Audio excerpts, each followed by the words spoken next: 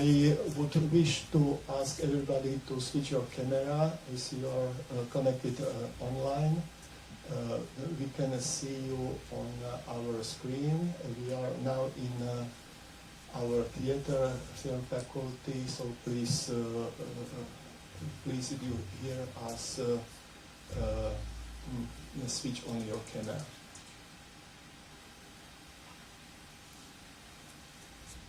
Okay, I can see Michal, I can see Barbara, I can see Frederick,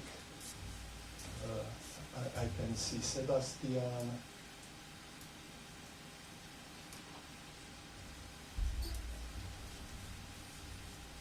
So, welcome very much on our conference. I want to introduce our audience that is mainly from our students from visual effects and game design faculty. They are from three classes from game design and 5 classes of visual effects.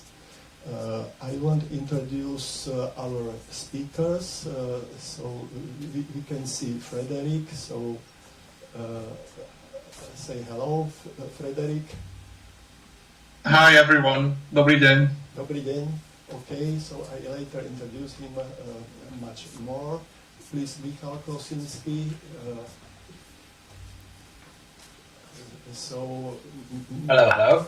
Hello, Michal, he will be the second speaker, and if we have also Sebastian, so Sebastian, switch camera, say hello. Hello. Hello from Finland, so okay, fantastic, the connection is working and technique is working, so it's great. A message for us, everybody.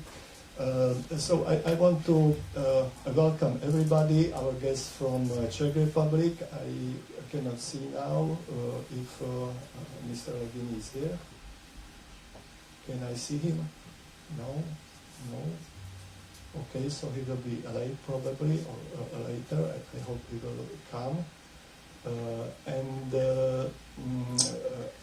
I want to tell that our international conference of visual effects and game design has in this moment 9th continuation. So we have 9 years tradition, and last 4 years it happened that started to be international. So in comparison with last year, so we will not have guests from Portugal school, Sofona, but for future we had promised that we'll have students from, I hope, Finland, from Poland, Czech Republic, and maybe from Belgium. Okay, so this year it will be just 1 day of conference, and our program, you know everybody our program, but just I repeat that the first speaker will be Mrs. Andrea Vrabelova.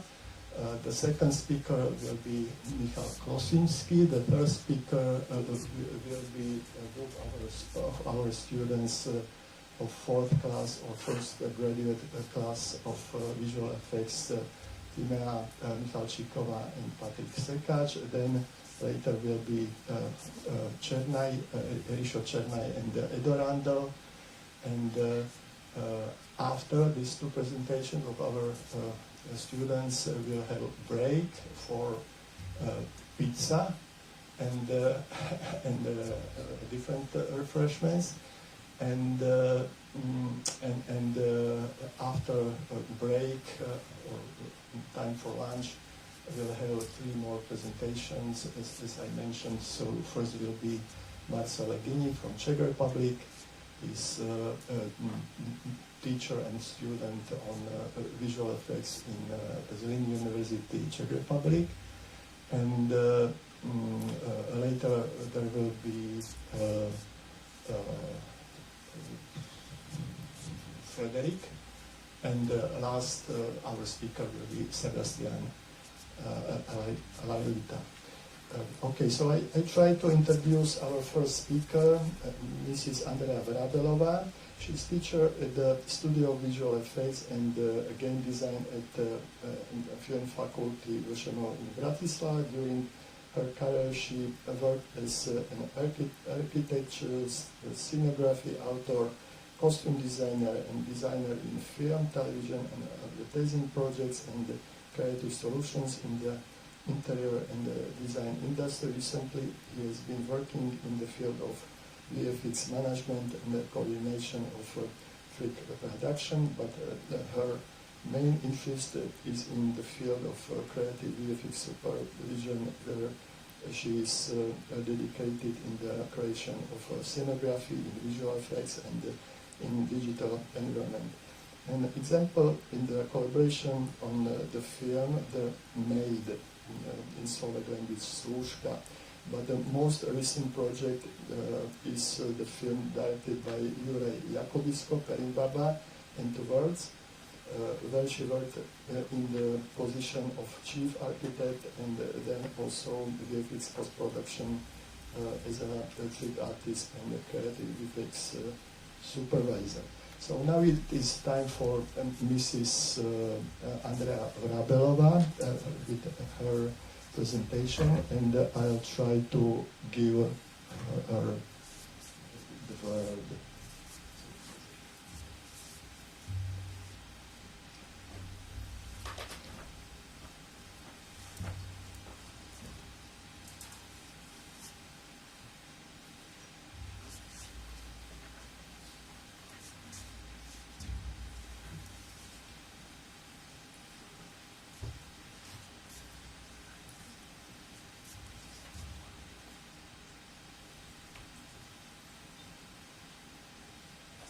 I hope that technically is everything okay, that you can hear us well, and I want to repeat that our conference is streaming by Teams, and at the same time it is streaming also by internet with 360 degree camera. That is in front of our screen, and you can compare the connection of Teams with a connection on YouTube. Everything is recording, and from this recording will become a video that will be put on internet in the same way as from last years of conference.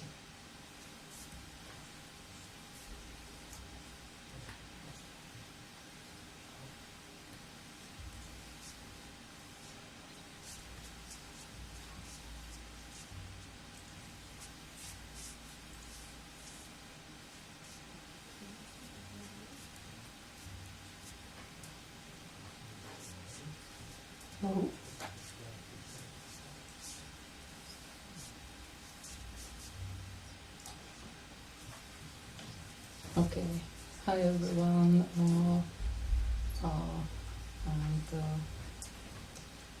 I like introduce my presentation. I start with my presentation. Thank you for my introduction by Professor Labik.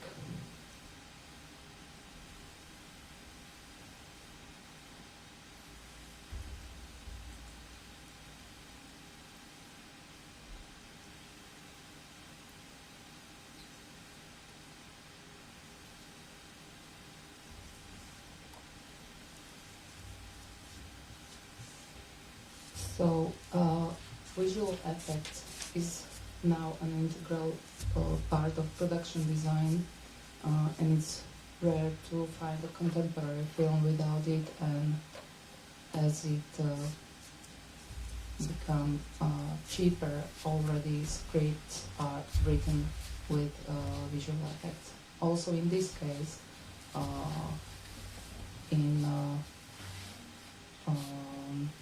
visual effects combines computer-generated sequence with live action footage and using a combination of technical and artistic skills in my latest work, The Chambermaid. I want to introduce the scene I was working on as a CG production designer, because production designer of the film was Tomáš Berka, an excellent production designer and scenographer from Slovakia. This is poster from the movie The Chambermaid, and the world premiere of the movie was at Town in Black Nights Film Festival during this November 2022, and it immediately got the attention of the festival's programming team. The film critics presented this movie in a brand new section, the Critics Picks competition, as one of the brilliant art house films that unfortunately often get lost in the mix of fast-growing offerings and major international festival. And I was given the opportunity to work on a film as a production designer responsible for this CG sequence of the film at post-production studio 727 with an excellent editor and also visual effects supervisor, Andrej Azar. I want to tell you something about the story of the film. It's the Czech and Slovak and Czech historical drama directed by a Slovak director and writer Mariana Čengel-Solčanská. It's also an adaptation of the book of the same name by Slovak writer Hanna Vasicová, who co-wrote the script with the director. The film follows the protagonist, poor 15-year-old Anne, who travels from a small Slovakian town to Prague to work as a maid in a wealthy family.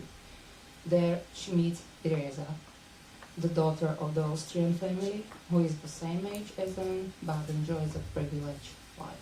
Despite the social gap between them, they found a way to each other and shyly discover their love for each other, and in a rigid society dominated by men and old conventions.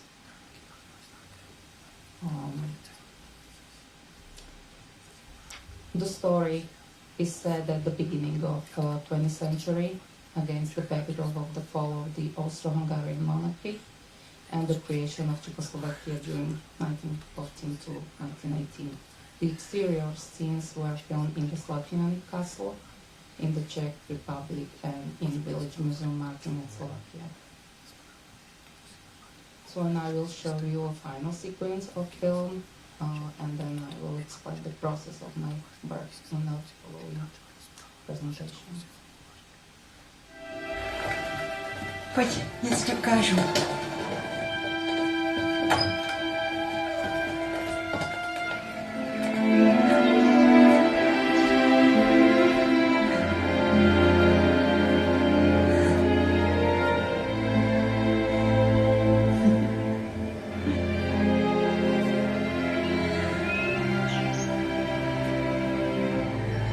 Jaké to je u tebe doma, Anko?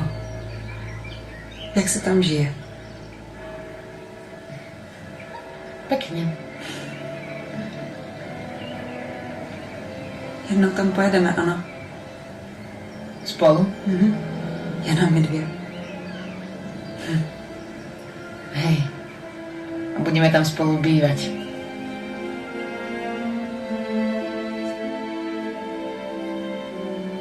Ukážem vám mesto a Kalváriu. V lete sa budeme kúpať.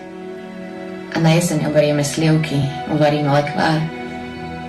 Budeme si žiť.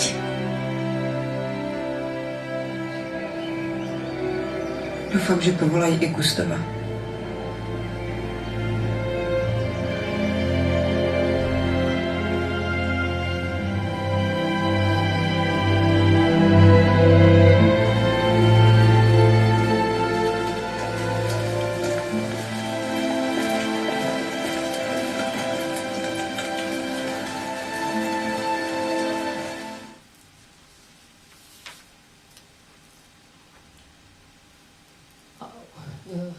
As you can see, this Sorry. This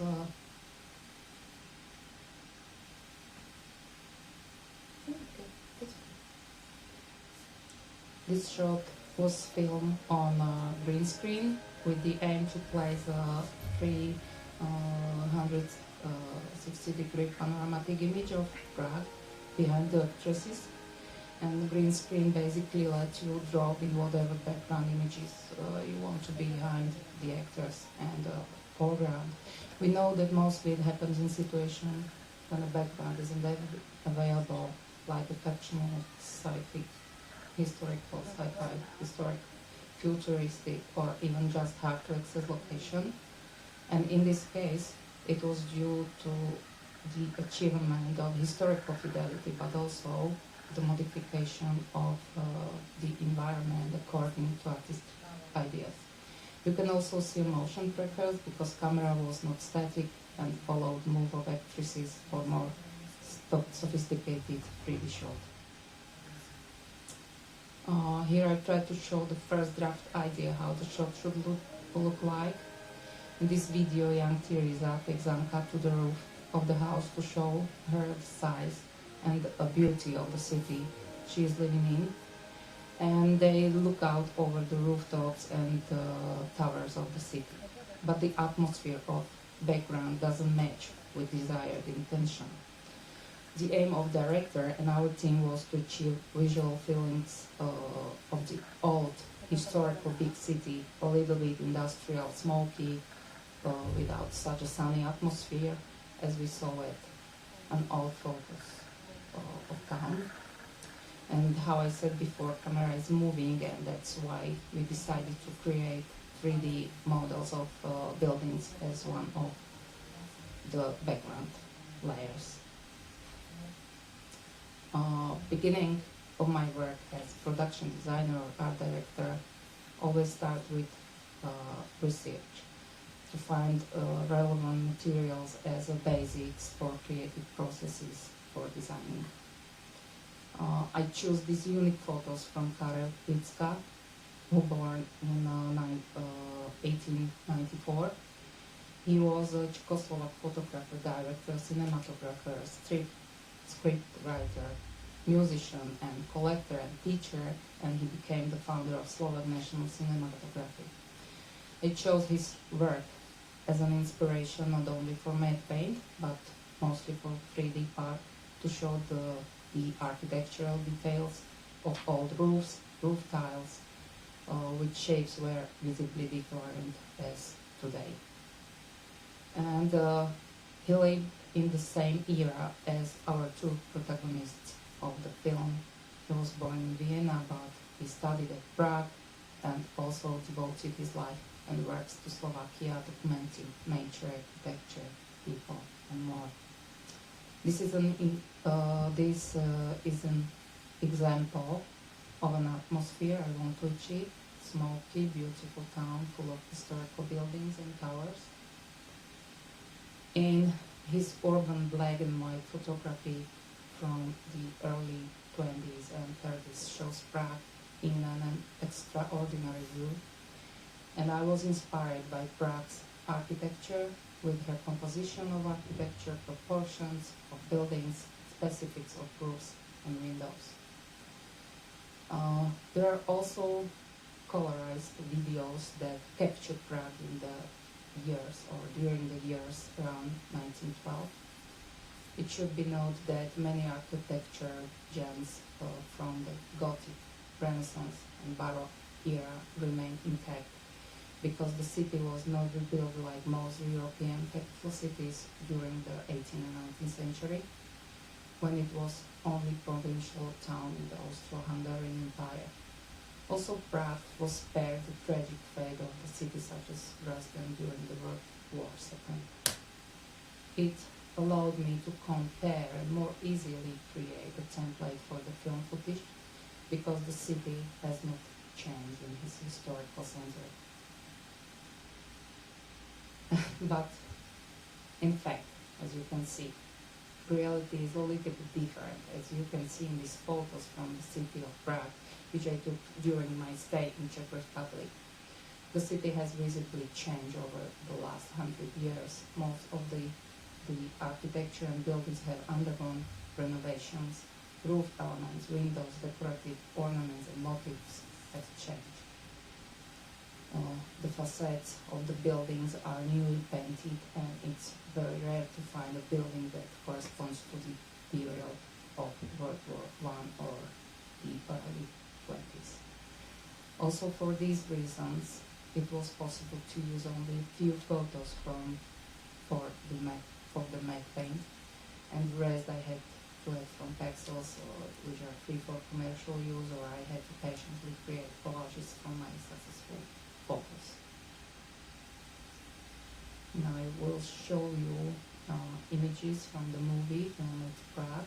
I was inspired by because they were finished already, and you can see the actors in the center of Prague, and the pictures of the camera were the actress in the foreground and the blurry background. In this case, the unwanted new elements on the buildings are invisible, and after grading was possible to achieve the desired atmosphere of the film.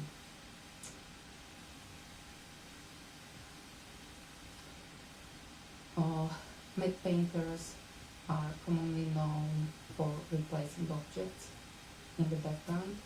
They are too far away to be worth rendering out in full 3D.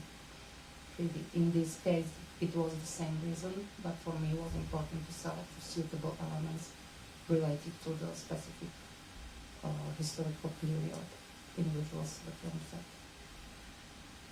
This is required elements I was looking for. Such a nice wooden window, decorative texture of the old buildings. But as you can see, there were a lot of unwanted elements like stainless steel, chimneys, air conditioning, satellites, renovated roof, modern roof, windows, bright color tiles, remove the ornaments from facades, plastic windows. So, and the photos of for matte paint I couldn't use for vapid sunlight and shadows. I start with very easily available 3D model of Prague, according to which I found the composition for matte paint, but also as a basis for the CG environment.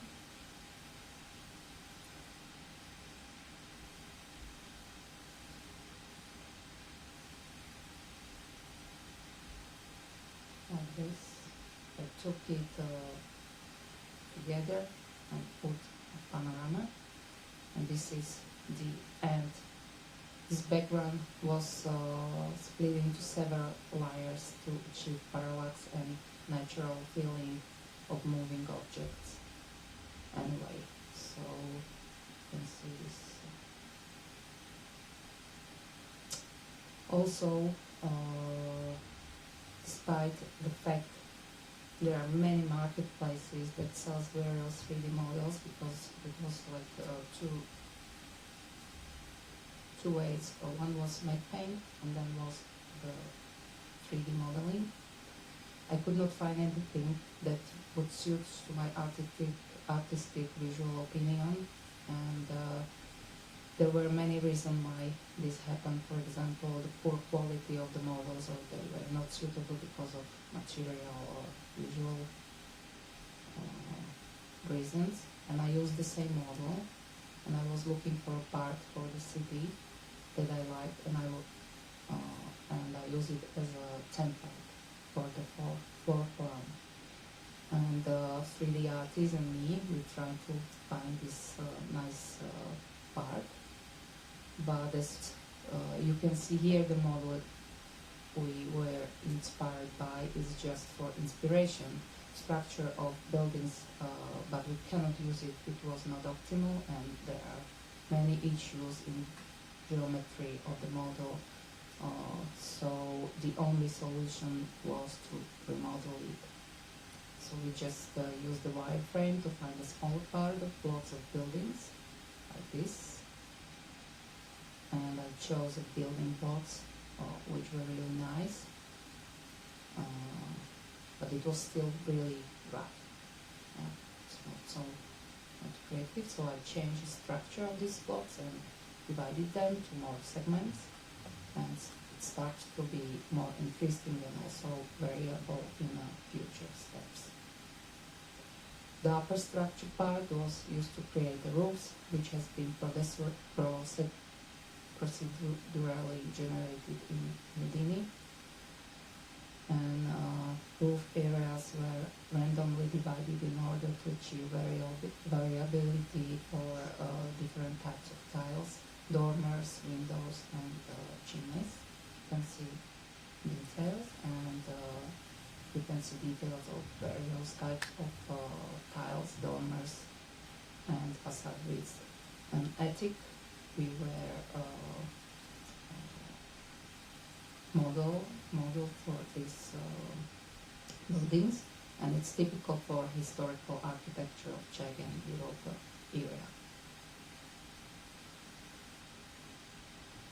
This is a final image of blocks of buildings prepared for rendering. And this you can see first from the architecture, and facades had not such a big priority because my attention was focused on the texture of the roofs and different motifs of the dormers and different colors of tiles.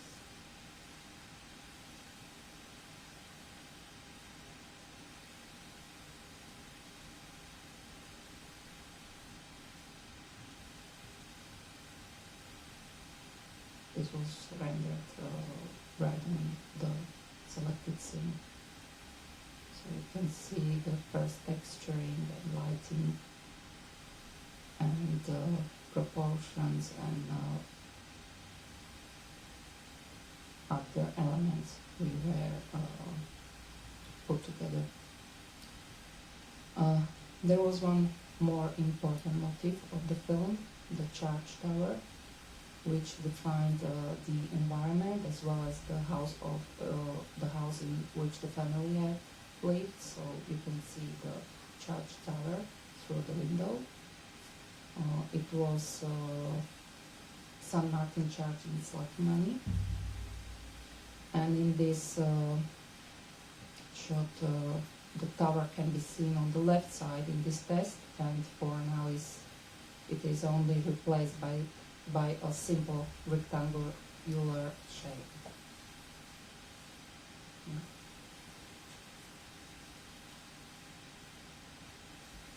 And it was easier to scan the tower during the production of the film than to make a 3D model and texture it, so we use this option.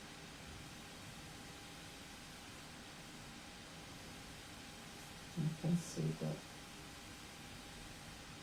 And it was not only less time consuming for us, but the next reason was that we could use visual effects, as said, because we could render huge geometry and large textures. To compare it, for example, with models primarily used for game design, these models must be optimized and require further steps and various methods that usually involve modifying the models. You can see the detail of the raw scan, photorealistic asset. There were some unwanted visual errors in those elements, so some post-process steps were used to fix it.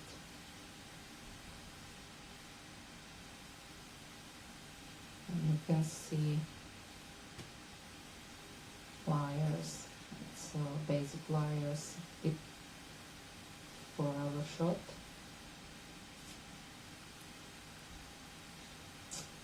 And also during compositing there was several layers which should be which can be put together.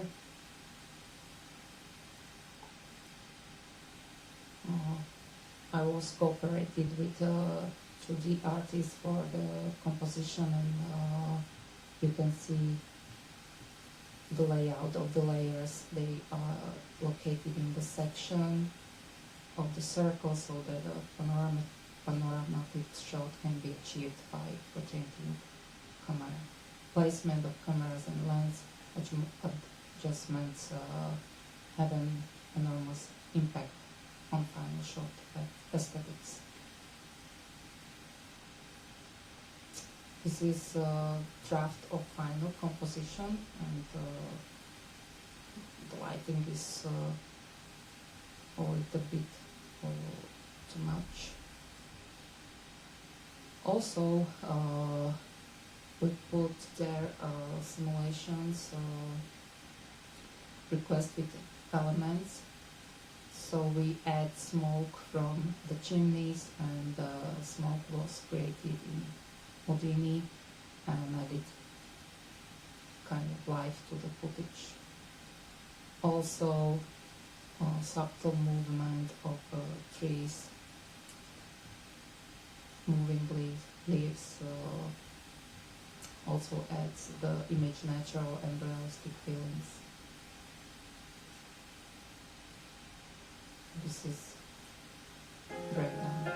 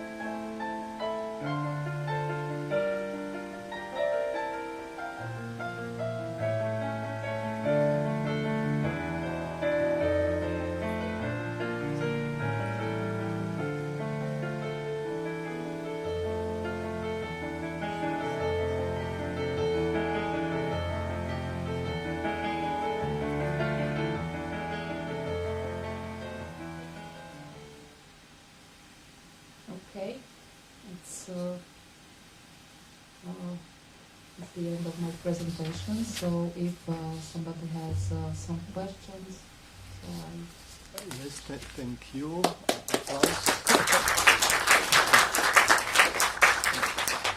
And the first question will put our student from first class, Josef Runi, if he is here. So please. I would like to ask if what did you learn in this process, and if you would change something and do something different next time. during this process,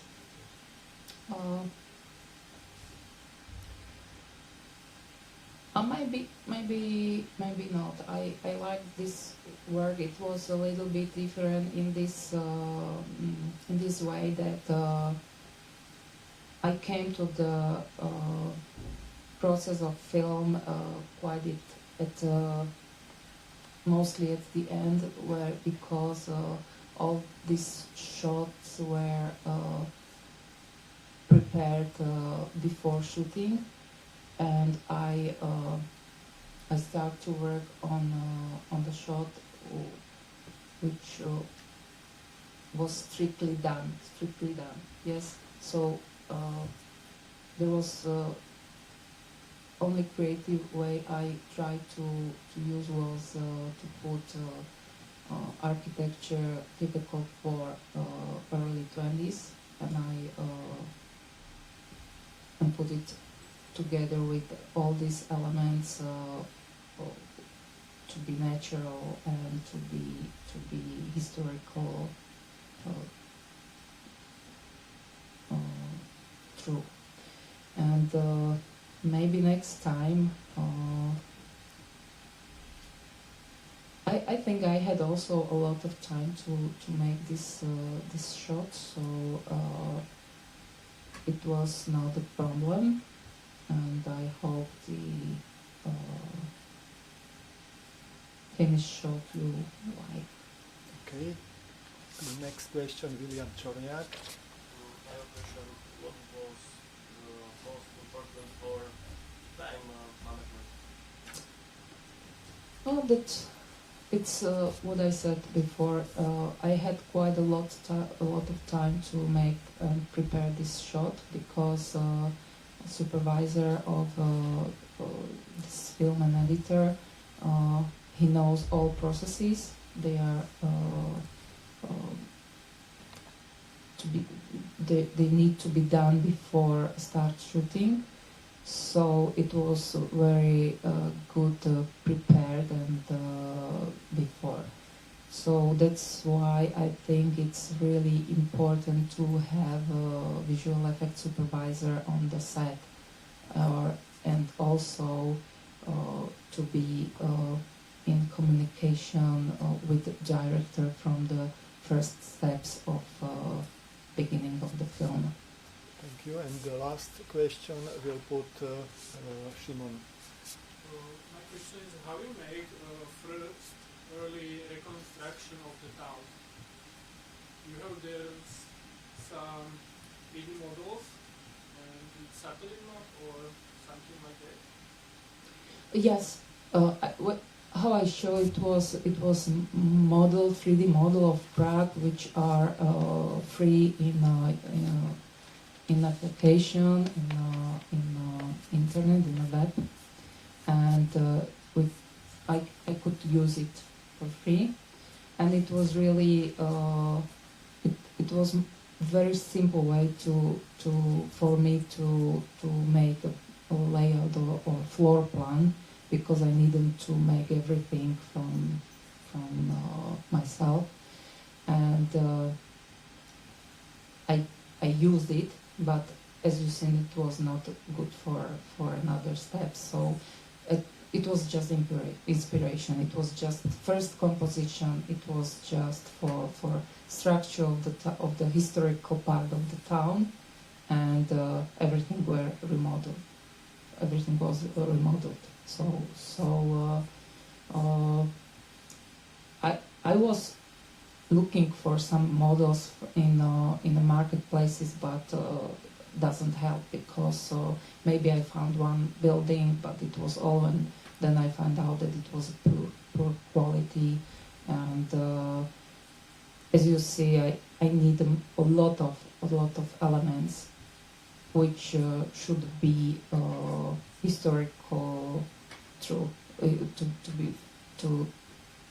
be like exactly in this 1920. Okay, thank you very much.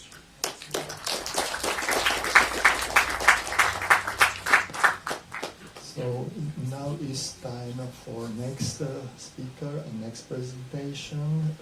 Please, Michal, if you connect, switch, we'll prepare technique for studio on our screen.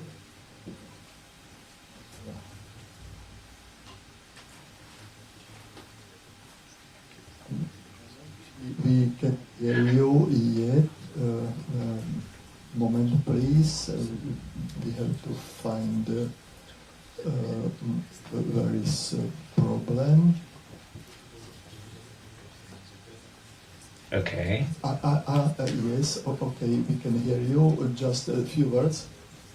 Perfect. Thank you. Okay, so I introduce you a little bit as you send me your bio, and I'm putting you on big screen, and you have prepared probably presentation, and I'll just Yes. very fast will say that Mr. Michal Kosinski is from Poland. He is associate professor, so in our language it is titled docent. At the Faculty of Humanities, University of Silesia, Katowice. He is a member of Utopian Studies Society and the Society for Utopian Studies. During his doctoral studies, he participated in the Paris program in critical theory. He published articles on Polish literature, literature theory, and video games, as well as 4 monographs in Polish too, of which center on the game studies. Hermeneutics of video games, interpretation, immersion, utopia. It was Warsaw 2018, and adventures of digital nomad game interpretations, Katowice 2023, so it is very fresh.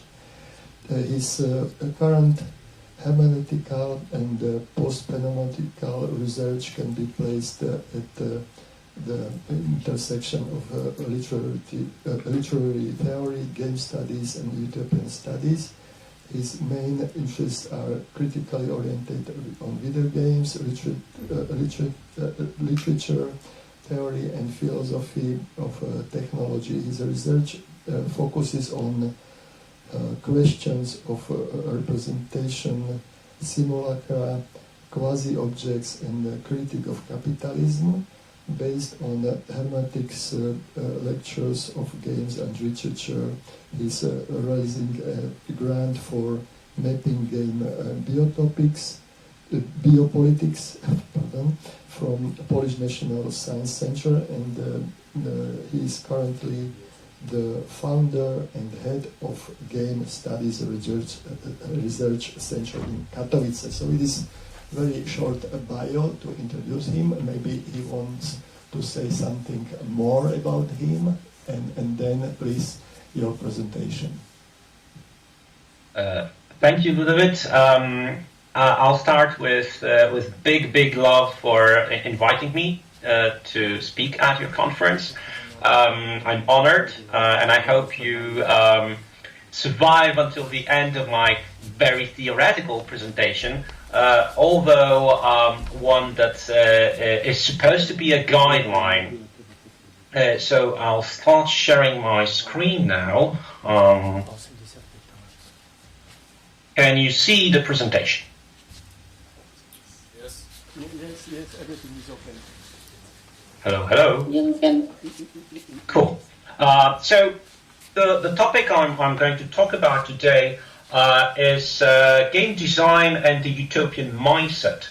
So basically, I was wondering how to teach in a way that allows students and game developers, future game developers, to introduce some critical ideas into their games.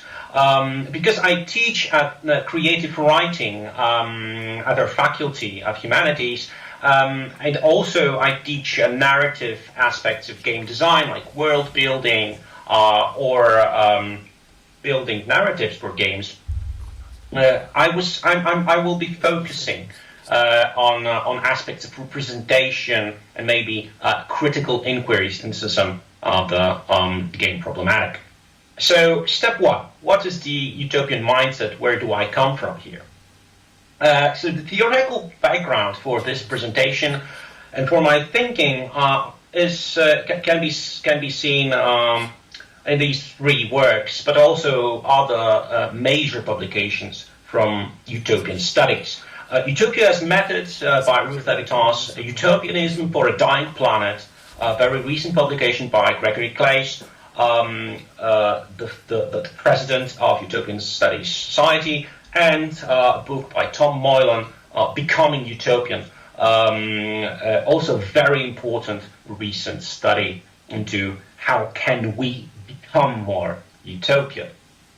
So out of those three works, Utopia as Method by Levitas introduces the concept of imaginary reconstitution of society.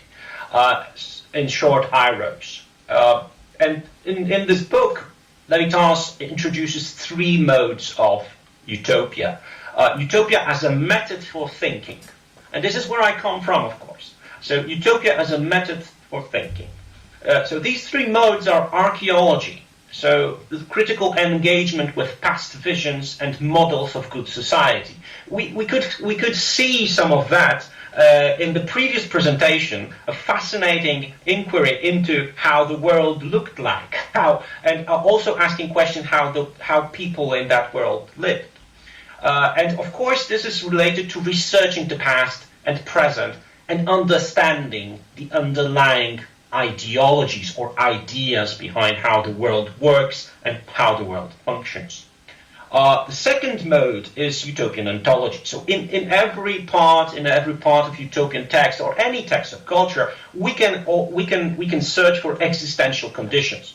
So what it means to live a good life or a bad life. This is of course related to reflecting on how we define and see human and non-human nature, how we see problems such as ethics, how we relate to desire, and how we perceive freedom. And last but not least, the most important in Utopia as method is the architecture. And architecture here doesn't mean just a reflection on how we build stuff. It is about imagining the not yet. In the German, it's noch nicht. It's how we design alternatives and speculate about the future. It's how we imagine how we could reform the society and how we could change it to better or worse, of course.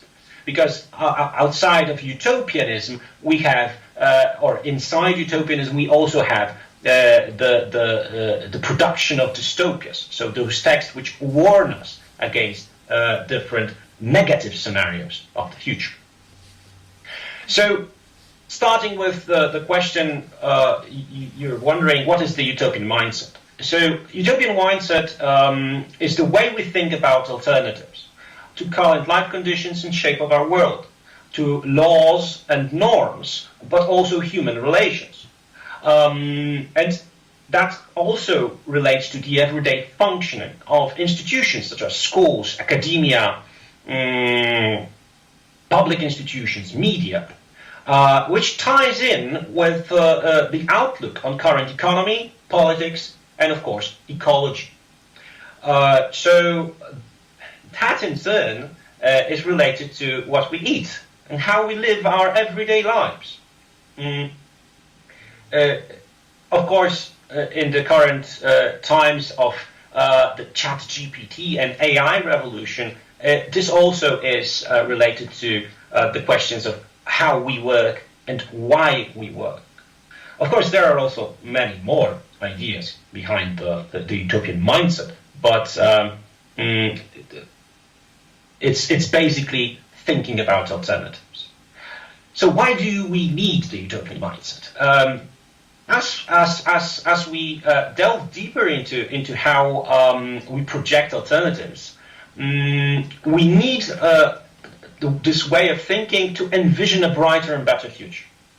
The world as we know it seems to be crooked, seems to be destructive, or the way we live on the planet seems to be destructive, seems to have led us to a very, very dark image of the future. So understanding and imagining alternatives is crucial for us to dream and desire a better world, to introduce social, political, and economic reforms, to rebuild the world into a better one. And also, we need utopian mindset to imagine the dreadful effects of human action, to imagine what will happen if we don't change anything, if we don't start acting now. So it's also pivotal in warning us against bad choices and dangerous politics. And the last thing is, of course, why is utopian mindset important for game design? It seems to be important for how we rebuild the world. But I think that here is a very important linkage, because games are one of the most important media of designing how we think about the world. So utopian mindset can help us with, firstly, promoting activism through games. So pointing the players and the people who are interested in games to some sort of agency that could maybe liberate them, help them to understand the world they live in.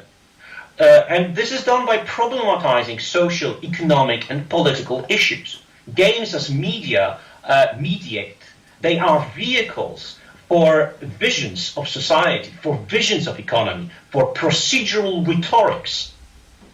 And that is why we need sometimes to break design conventions. And utopian mindset helps us to do so, to innovate, to see alternatives in the systems that we are used to when playing games. But utopian mindset can also be built or used when we're building the team that is producing the game.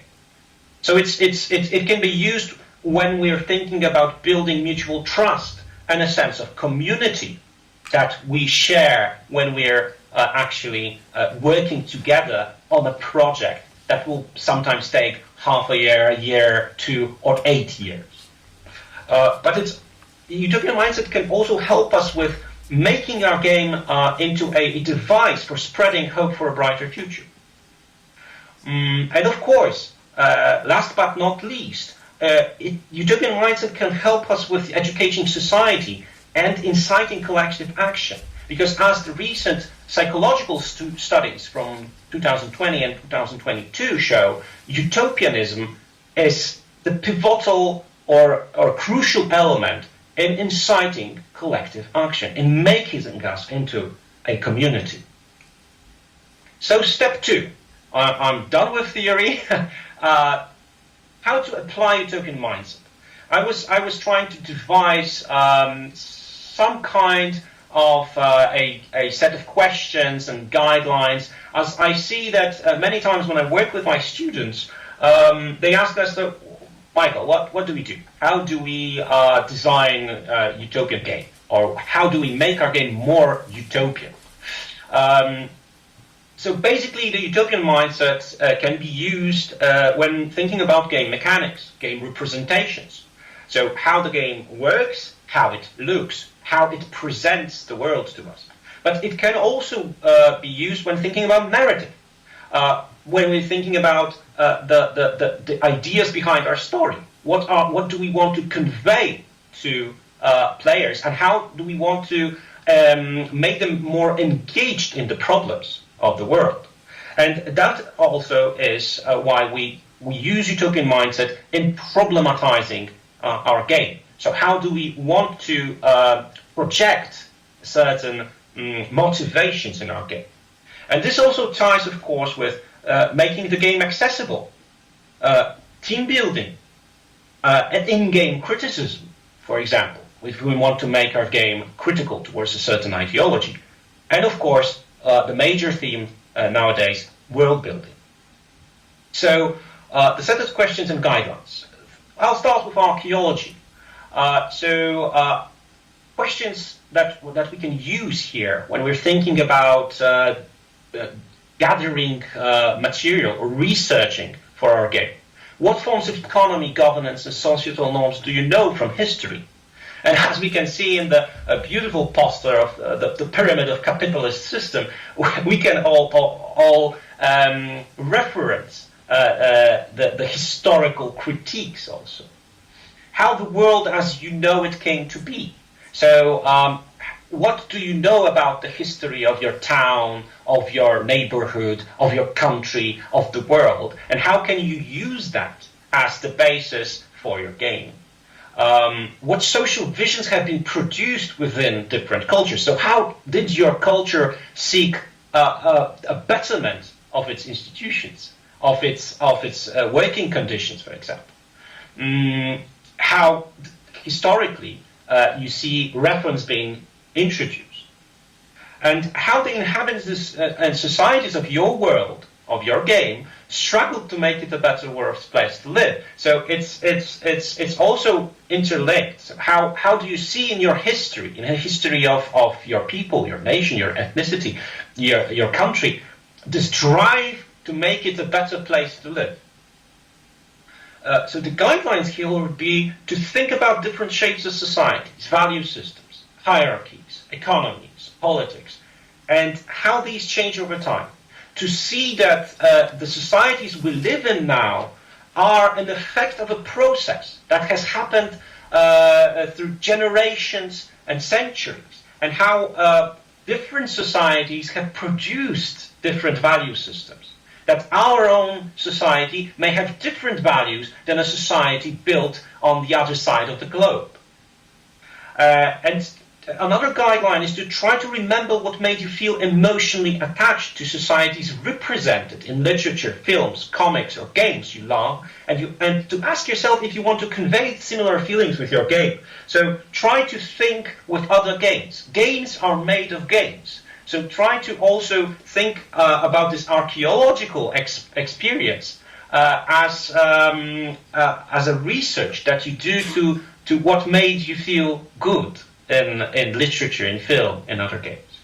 And an example would be a beautiful or very awe-inspiring design of the game Frostpunk, soon to have a sequel by 11-bit studios. So in Frostpunk, we can see that the 11-bits did a very thorough research, sociological, historical research into 19th century, into the visions that fueled fears and possible historical quarrels between peoples in the 19th century. And they used that as the basis for their game, for the design of how you think about the city, and how you think about social classes, how you think about productivity, survival, and also the apocalyptic winter, which at the time, in 19th century, was the catastrophe that everyone feared. Second part, ontology. So here, I would like you to focus on questions related to being, to the existence or existentialism. So what drives the characters in your game? How their desires are related to the social norms of the groups they come from. So what it means to be human or non-human in your game. Are these problems visible, or are these hidden? Or maybe you want to build your game around those problems. But also what social determinisms your characters try to overcome, like patriarchy, misogyny, androgyny, racism, xenophobia. It's also about thinking what motivates your characters to be better, to live a different life, to fight for their own rights. And as for guidelines, I say try breaking the procedural rhetoric of accumulation, colonization, and economy by subverting norms and introducing revolutionary thinking to fight against the known forms of oppression. Your character doesn't always have to be the guy who goes there into the world, kills everything, and loots their dead bodies. And it doesn't always have to be the RPG system we have known for ages that is actually the capitalist system in a nutshell, just copied and pasted all over the next game you're going to play. I know it's pleasurable, but sometimes think about how to subvert that.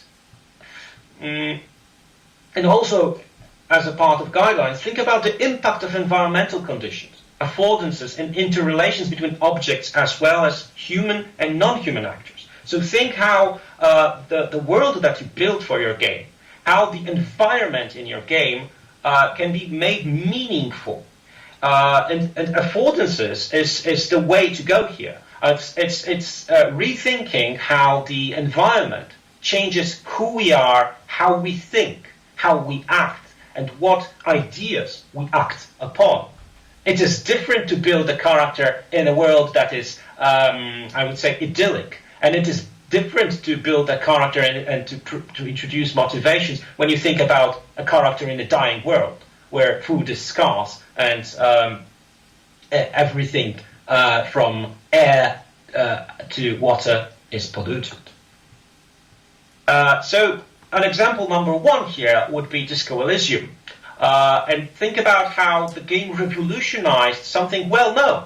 They used the D&D classical system for building characters, but they introduced this affective or corporal element to how building your character translates into playing the game, into choosing the way you interface and interact with the world. This is the first system of a way that they revolutionized a very simple system and made it absolutely innovative in way of designing how we play, how we build our character, and how we interface with our character. And the second example is Stray. So we get to play a cat in a cyberpunk world that has gone very bad. So in a way, think about also using the ontology, or the mode of ontology, to rethink what it means to play as a non-human being, to be different, and how that can be translated into the way we play, or your players play the world. And the last part is about architecture. The questions here are, what are the not yet realized scenarios which bring us hope about the world with or without us, with or without capitalism? So try to imagine how the world would look like if we're not here. How can you use restrictions to modify the game experience and deepen ecological, social, and economic consciousness? So think about games as, or designing games as designing also restrictions, restricting players. This is what Seth Giddings has written of. So, like, think about your game as a system of restrictions and how these restrictions translate into building challenges for the players and inviting them to think differently. Imagine radical changes in society, planet. What would these mean for the way the world, humans, and non-humans function? So how environmental changes, catastrophes, how the effects of the Anthropocene and capitalism have influenced the planet, and what this means for animals, humans, or other entities in your world. The guidelines here are ask questions starting with what if. So the best way to feel this utopian mindset in imagining the world for your game is role-playing a child who has not yet suffered the effects of socializations, of schooling, bullying, classifications, orders, prohibitions. Try to think of outside the box would be the idea behind this guide. And think about alternative fuel sources, for example, new types of communities, post-capitalist economy, an unexpected policy or way of governance, introduction of new ecological perspectives, and mourning caused by the dying planet. This is what Gregory Claeys teaches us in his book a recent book on utopia and ecology. So an example here would be Horizon series. Horizon has introduced to us a very interesting cyberpunk and sci-fi ideas about the dying planet and how we have caused the destruction of the planet, but at the same time we have introduced AI and terraforming ideas to rebuild our world from scratch. And in this example, we can see this world brought back to life by our own ingenuity within a certain utopian mindset, how the world could look like if we rebuild it from scratch after the apocalypse, after the Anthropocene. So to conclude, utopian mindset is a way of thinking inspired by social dreaming. It means searching for alternatives, projecting solutions, inspiring agency, community spirit, and collective action. Utopian mindset follows Utopia's method, with focusing on 3 utopian modes: archaeology, ontology, and architecture. It is useful when designing social change, addressing communal, ecological, economic, and political problems of the world that we live in. And the major questions inspired by Utopian mindset are: what game do you dream of making? This is the question that we should always think about when designing a game.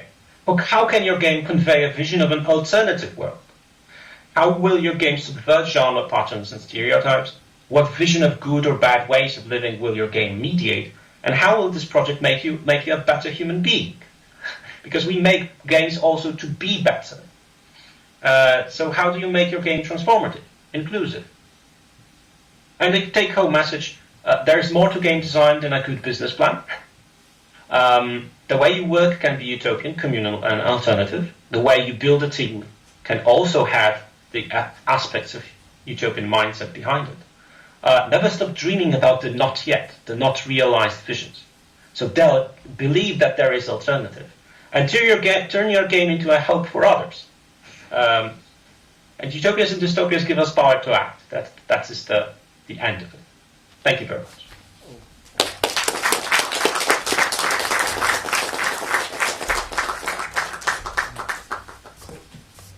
Thank you very much for your presentation. I liked it very much, and it is really very interesting for me personally about this kind of social dreaming that is really very similar to film dreaming for our characters in film dramaturgy. And now it is time for first question. Jeronim prepared first question for.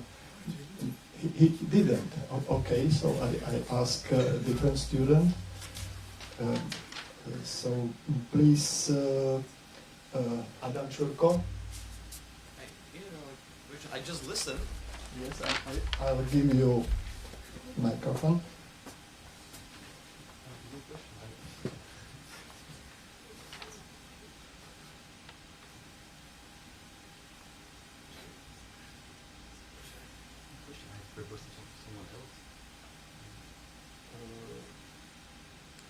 So I'll put a question instead of our students. So if you are thinking about social dreaming, so what do you think that the best ideas, you said something in your presentation, but in case if we are students in first and second class, what kind of game mechanics or themes could be used from your point of view that could be done by a very little group of students with low budget and just a little time for realizing their project, maybe in 1 year, maybe in 2 years? That is a fascinating question. I would say take mechanics that from a game that you know very well. This is because you can't, like, there are no copyright laws for using mechanics from other games. And try to ask yourselves how these mechanics can be subverted so that they tell a different story. Because if you think about the simple mechanics for, I would say, a game of progress. So you throw a dice, you move towards a certain goal. So think about how that game could be changed by changing the simple mechanic, by adding something or maybe subtracting something from the mechanic that you already have. So think about maybe that games of progress usually say that there is one winner. Think about maybe how you can introduce a concept of cooperation to that game. So how a dice roll could also mean struggles that have to be overcome with the help of others. That would be my idea for, like, if I had to think about such a problem for now. Another thing is if you have a small team, if you don't have a big budget, it's good to reduce the amount of structures, ideas that you have to focus on a certain dream that you have. Also, it's also about communication. If you choose a team leader or a project manager, then it's good to start with the idea what is the game that you dream about. So, from my perspective, like the dream I have is a game where I could use magic, really, where I could imagine and create a system, an algorithm for building the world from scratch with magic. With magic, I could build on my own. So, for example, I would propose such an idea to others, but also to see if there are interconnections between your dreams. So basically, if we dream the same dream, I would say that doesn't really happen. But if we see that there are linkages between our dreams, between our imaginaries, between the ideas that we have, then it's easier to design a game that will make you feel that it is your own. Because owning the project is a very important aspect of team building and cooperation. Also, if you think about a small team, it's good to see that your game can be related to a local problem. We are used to thinking games in big terms, like big teams, EA, Ubisoft. But sometimes if you have a very small team, think about the problems of your local community. Think how you can show the problems that you are experiencing in your local community with your game. Identify those. Go to people. Open your team to this research agenda that you can have. So as to make the game something that your local community can use. So like the kids in your kindergartens or in schools around your district can benefit from. Think about the educational purpose sometimes behind your game, or the transformative purpose. So first thing, it's also good to research what actually ails the local community you come from. That would be the long answer to your very complex and fascinating question. It is a really very hard question, so it is not very simple to answer. So I just said that it is a very hard question. It is not simple to answer this question because to make idea about a game it is really very personal. But thank you very much for your question. Next question will give Mikita. Hi, and my question is: are there any game genre represent this madness more than others? Yes, of course. That question is. Thank you very much. I mean, I really tried to avoid using the name serious games. Because I believe that not only serious games are capable of translating the utopian ideas into gameplay, narrative, and representation. I believe that any game can have elements of this utopian mind. And let's be clear about it. I mean, it's not about making every game political or politically engaging.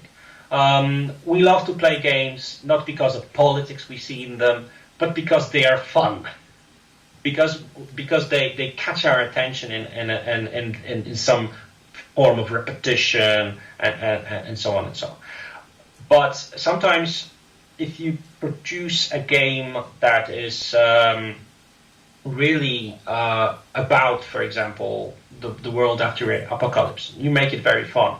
And sometimes, like in Horizon, you just need a very stable element to build your utopian idea around it, like to push forward some of the ideas that have been present in Horizon Zero Dawn. So, for example, the idea of Gaia, taken from Mark Lewis and Lovelock, and presented in that game as this part of the AI that is actually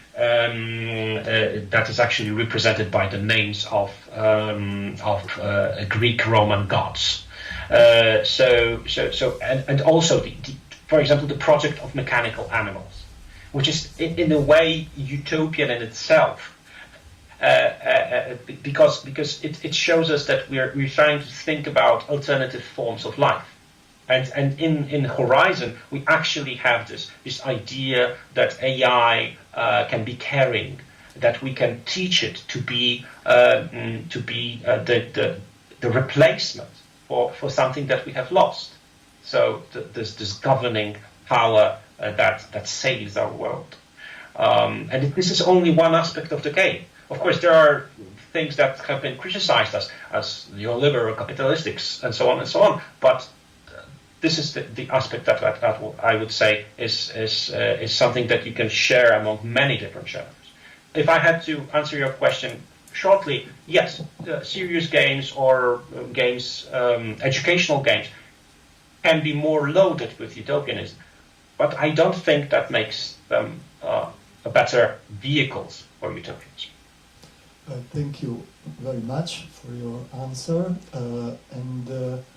Now, after a little break, we'll have our students. And as we spoke with Michal, so for next year, probably his students will participate on our conference.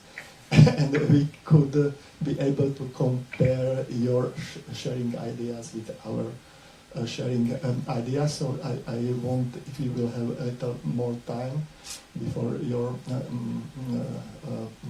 necessities, so to see our students of fourth class after 5 or 10 minutes, they will introduce their interesting theme that they are interested in working on in the fourth class of studies. Thank you very much. Thank you very much.